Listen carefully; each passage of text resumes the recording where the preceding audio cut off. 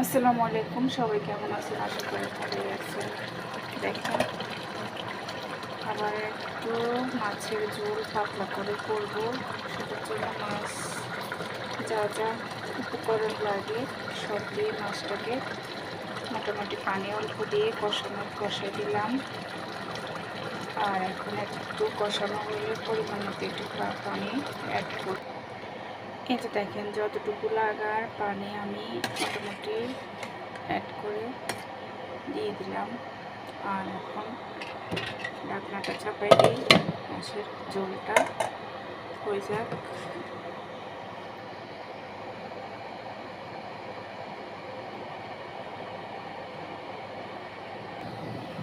এই যে দেখেন,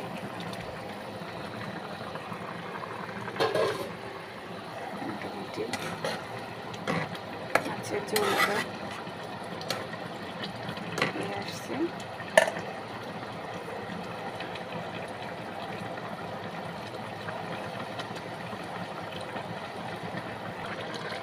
এই যে দেখেন, মোটামুটি আমার রান্নাটা শেষ।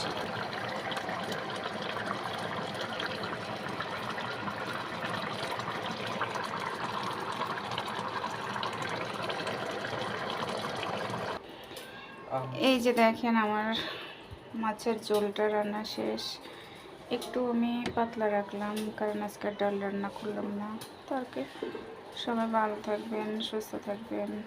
আমার রেসিপিগুলো যদি ভালো লাগে প্লিজ সাবস্ক্রাইব করতে ভুলবেন না। আর এই মাছটা হয়েছে আপনার সিলভার কাপ। তো সবাই ভালো থাকবেন, আল্লাহ হাফেজ।